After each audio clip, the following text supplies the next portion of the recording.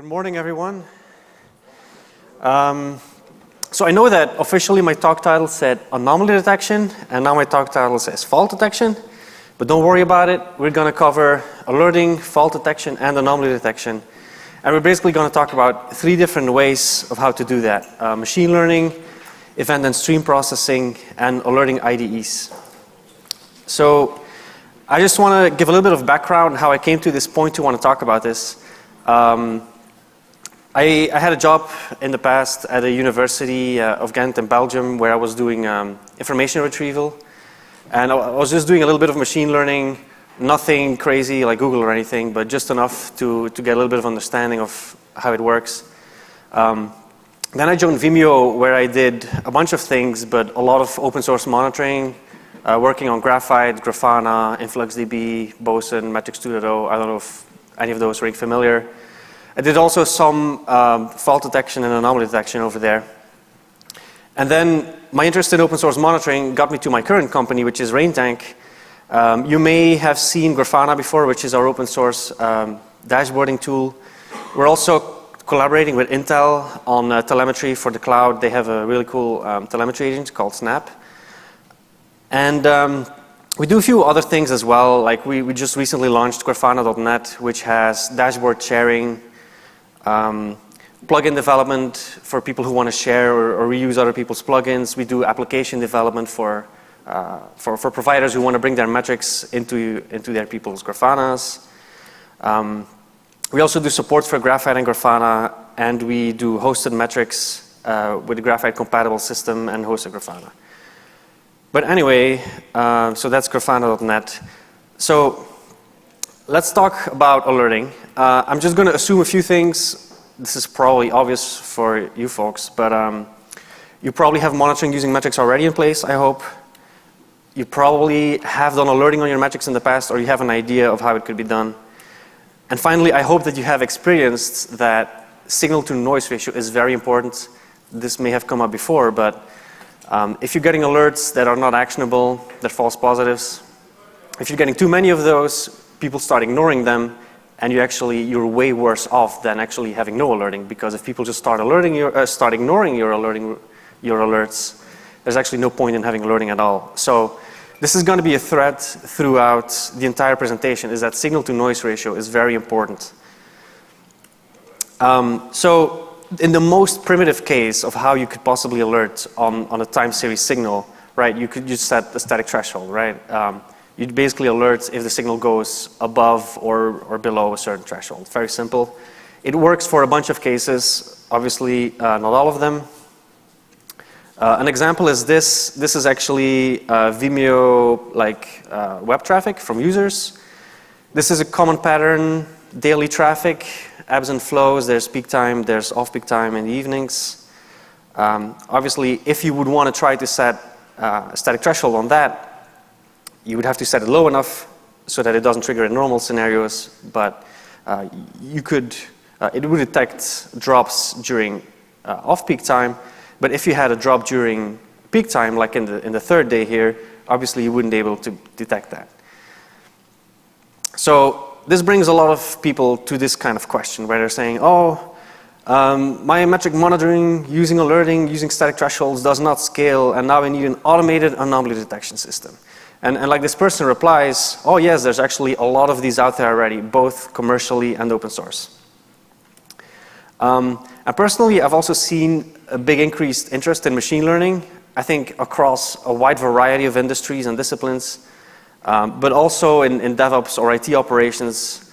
I've definitely also seen an interest to use machine learning to do automated anomaly detection for alerting. This graph may imply that there's some kind of correlation between DevOps and machine learning. That may not be true, but it's just cool to see them both on the same graph. All right, so what are the reasons that people are saying that they want to make this transition from static thresholding to automated anomaly detection? I've seen three. People are saying, well, it doesn't scale. I have too much data. I cannot keep up with manually maintaining alerting rules. Or they will say, my infrastructure is too complex. There's these changes like agile, infrastructure automation, the move from VMs to, from hardware to VMs to containers.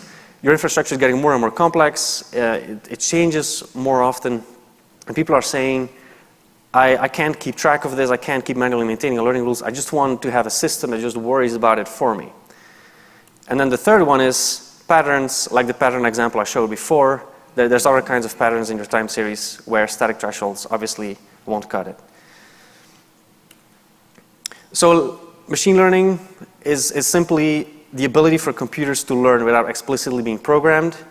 You basically have a model that learns from data so that it can make predictions. And we've seen really interesting advancements in machine learning. For example, Google built a system that was able to beat the world champion at the game of Go.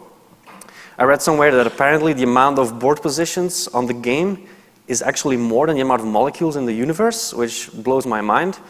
But it shows that you can only solve this problem with intelligent learning as opposed to something like brute force.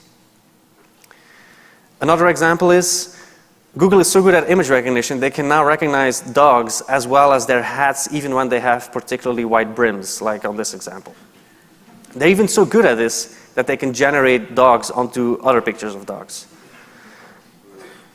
So let's explore a little bit how would it look like if you try to do automated anomaly detection for IT operations using machine learning. So first we have to define what is an anomaly. It's typically defined as just something that is unexpected. It's not something you've seen before. And keep in mind it could be a good thing or a bad thing, you just don't know, but it's unusual. And the contrast to that is a fault. A fault is very specifically, it is an anomaly, but it is known to be a problem. And this is an important distinction to keep in mind, anomaly detection versus fault detection. With faults, you actually know exactly, okay, this is a problem. An anomaly, you're not sure. But there are a few challenges in trying to do this kind of anomaly detection.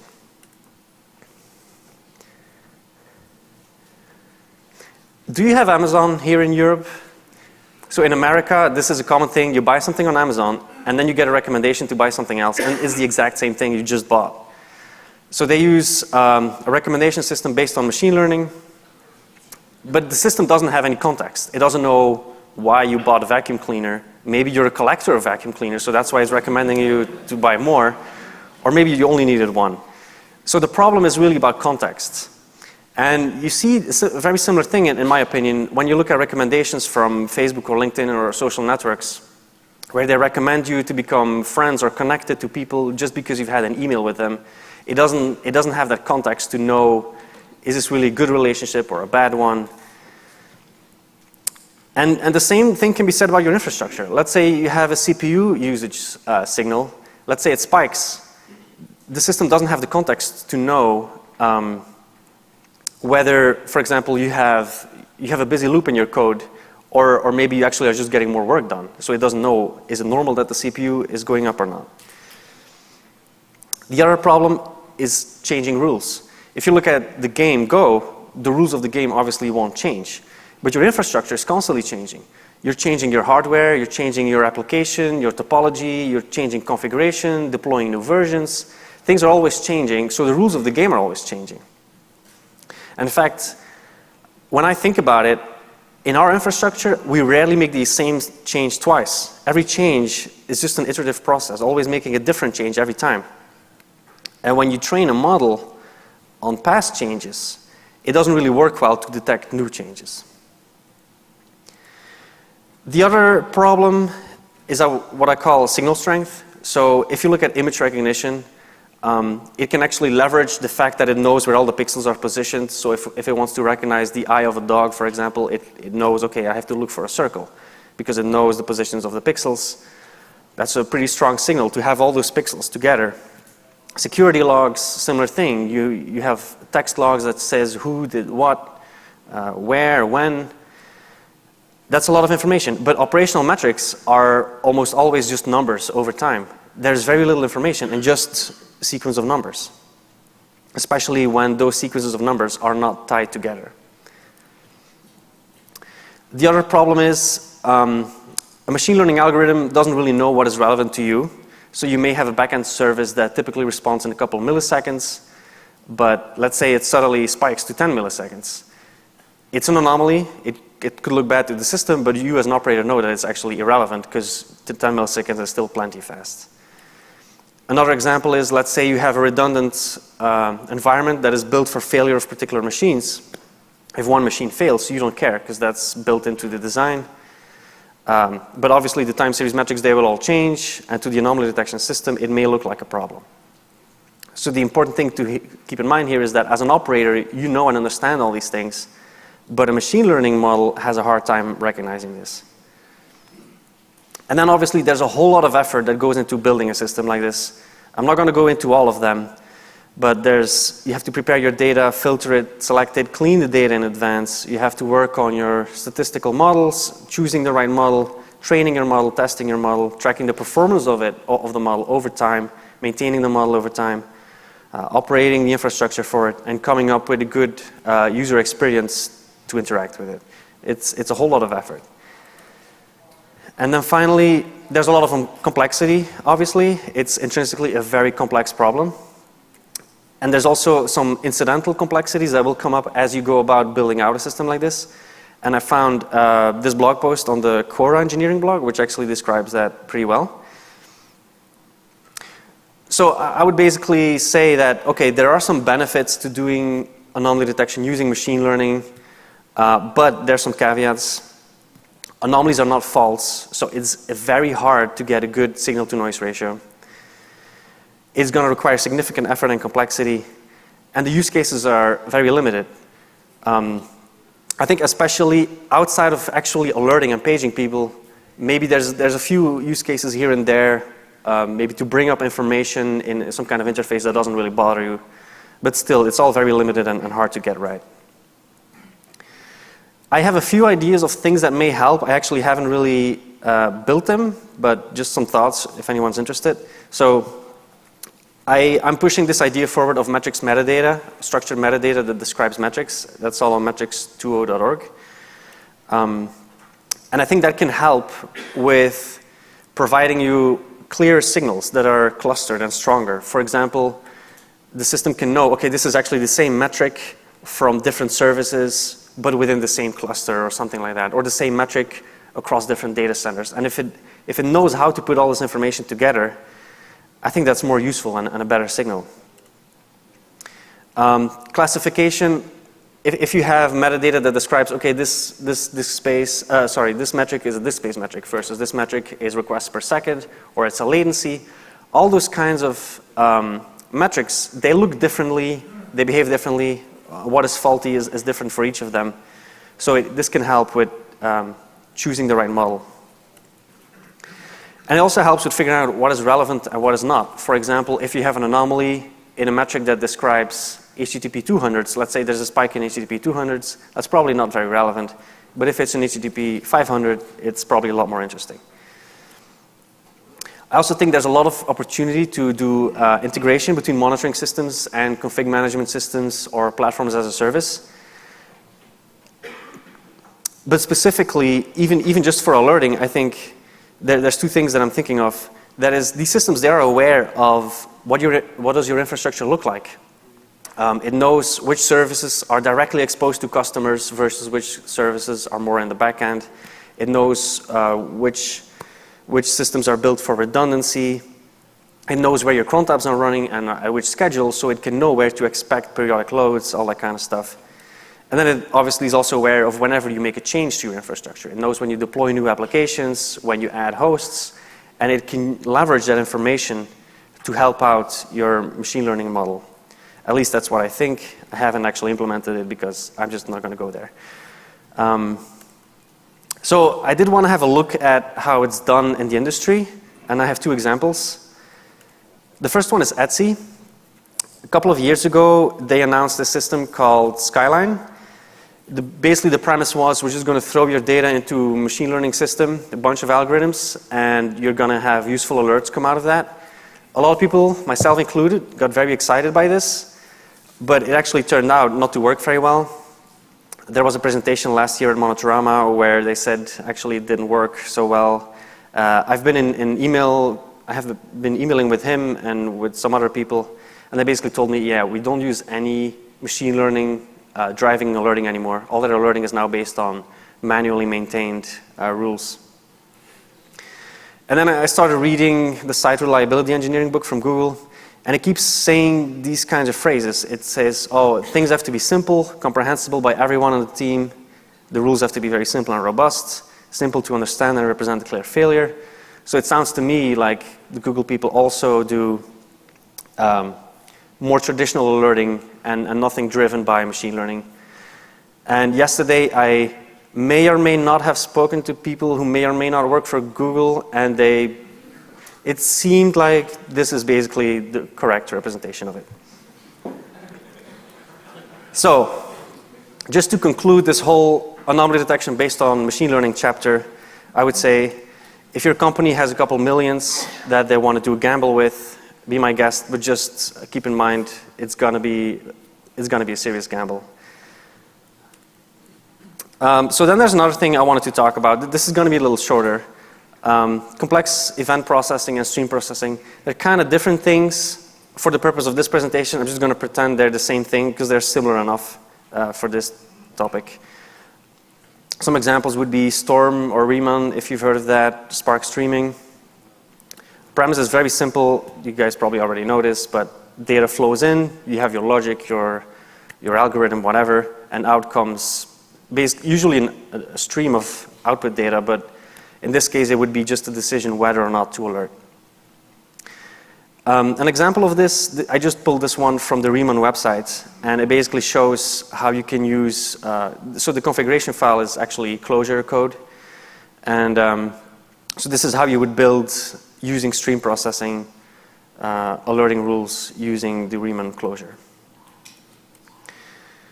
So, often the comparison is made between these kinds of systems and more traditional systems where you have alerting that is querying a data store. And I think there's a few things important to talk about. One thing that actually is interesting for these kinds of systems is that as soon as the data comes in, you can trigger your alerting rule and you can trigger an alert. That's a nice property.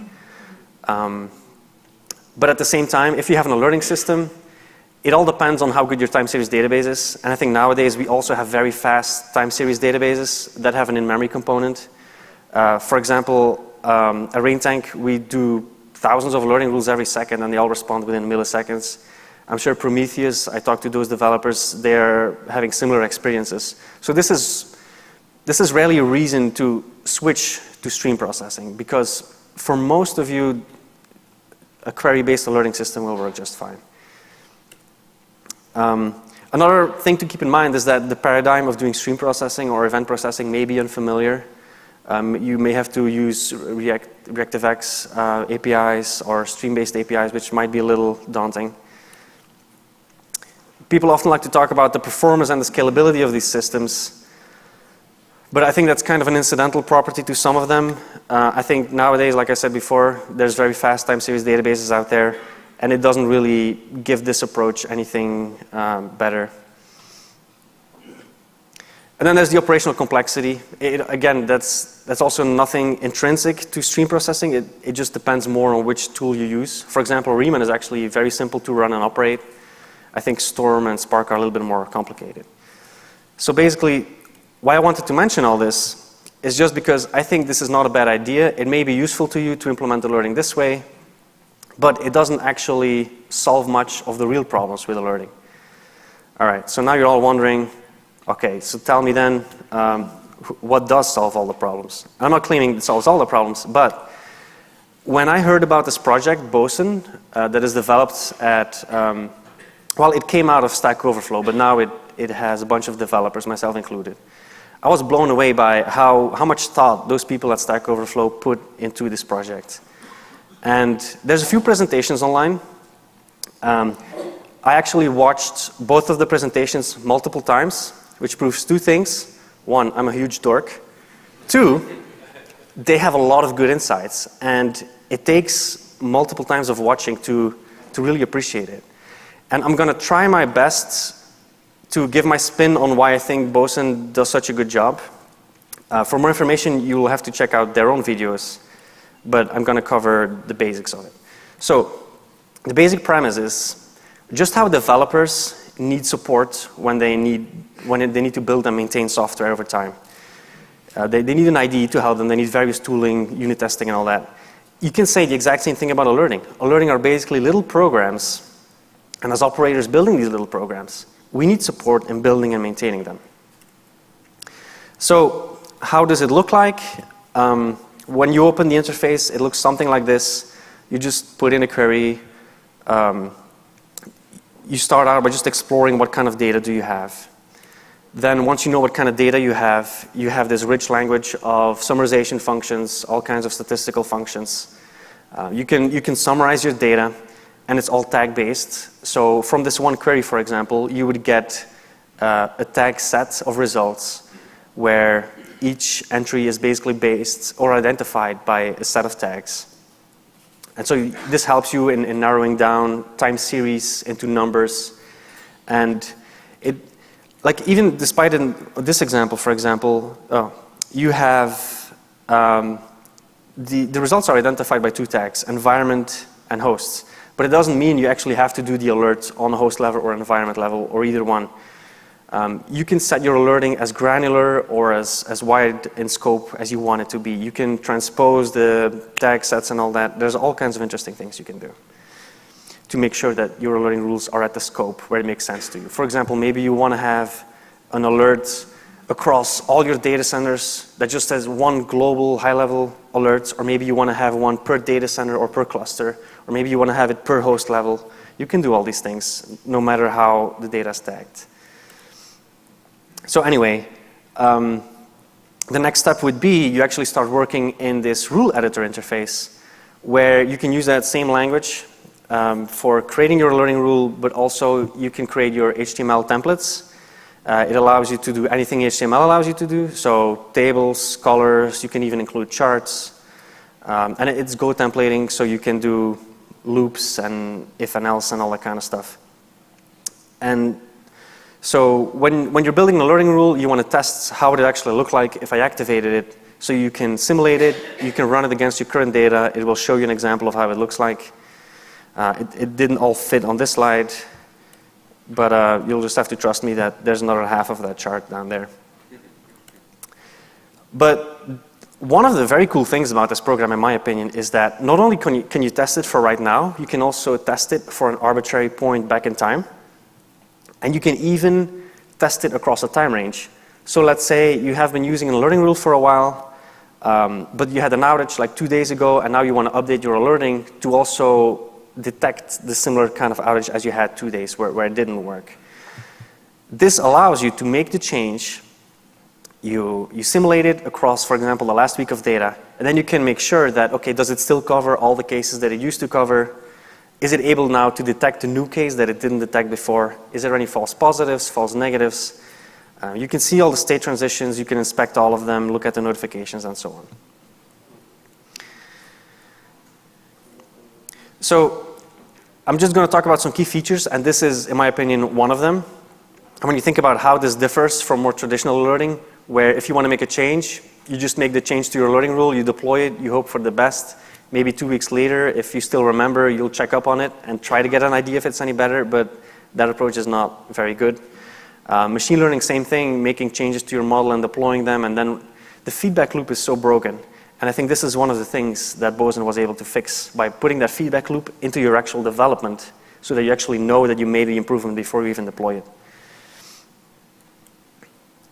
Then there's the other thing. So I already spoke about arbitrary scope, which is basically you may have your time series tagged very fine-grained, but you can still set your alerting rule at whatever scope you want, whether it's a host or a service or per cluster or per data center or global.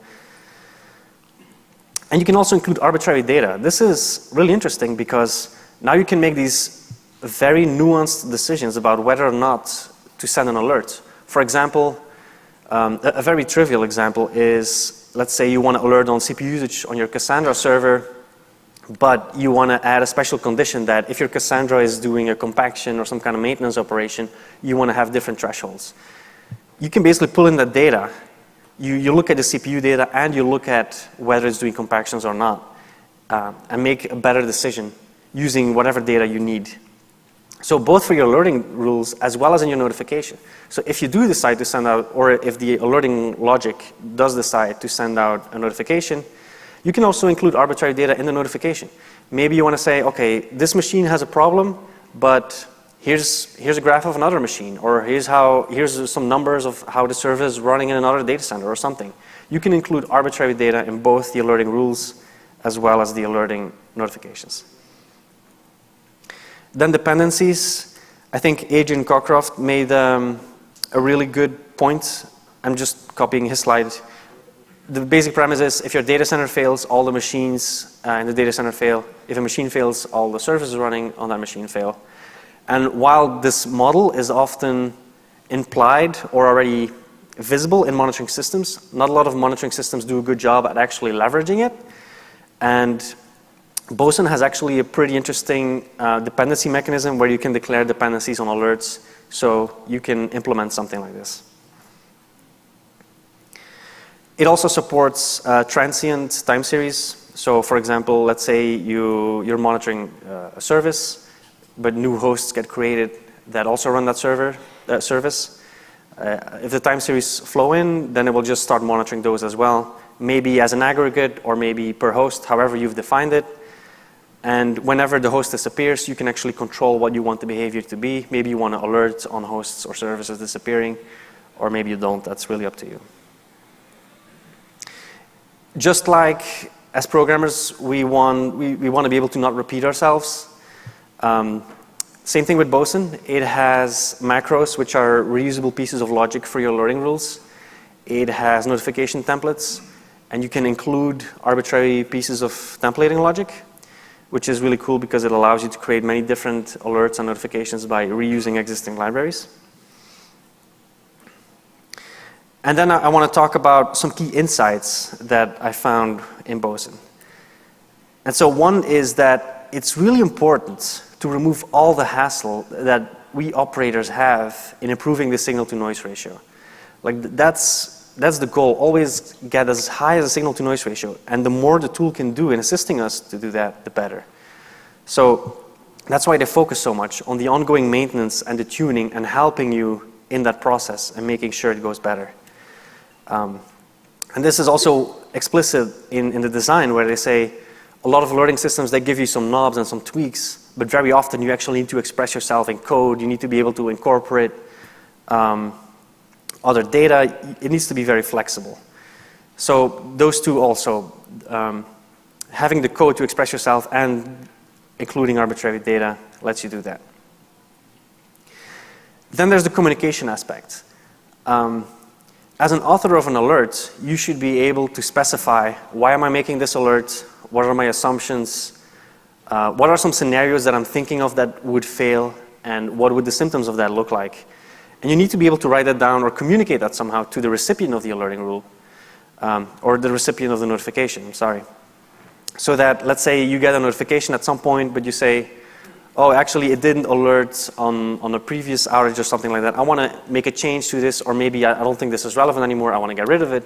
You need to know what were the original scenarios that it was designed for, what were all the assumptions, because you need to be able to make your change without fear of breaking the discovery of problems that it previously supported.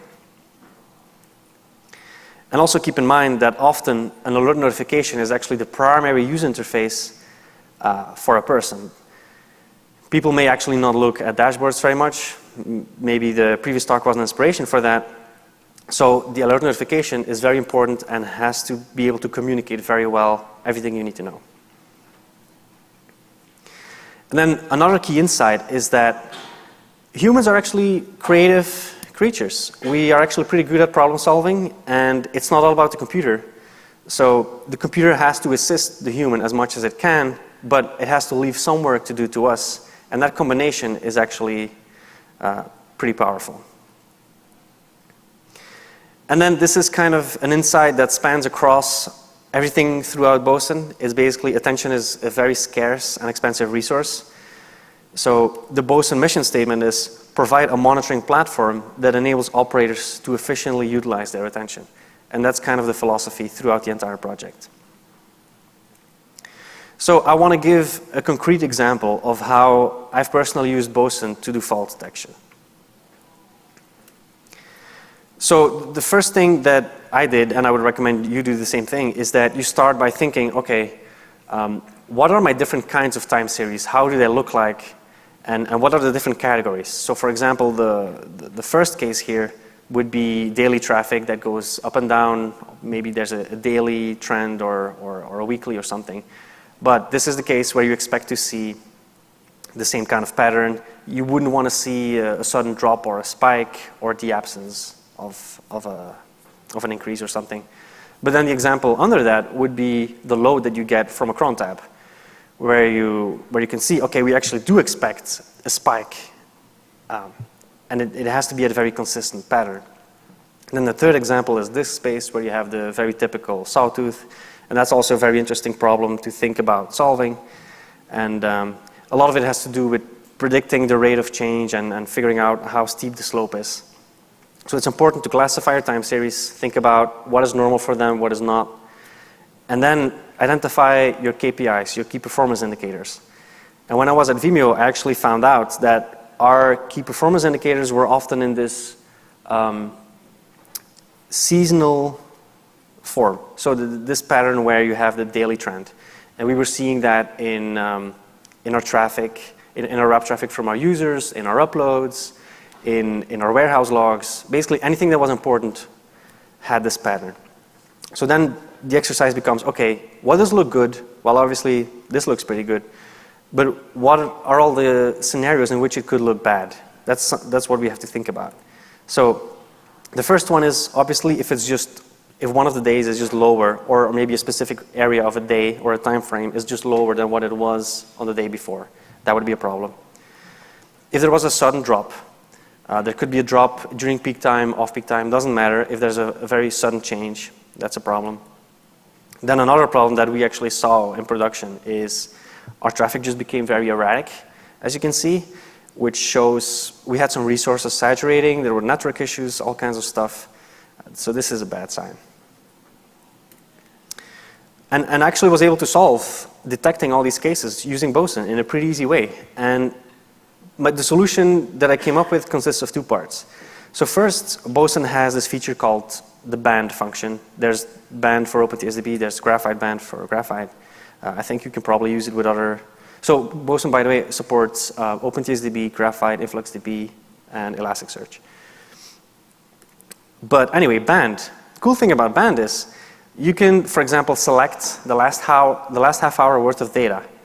And then you can also select the same half hour yesterday and the day before and the day before that.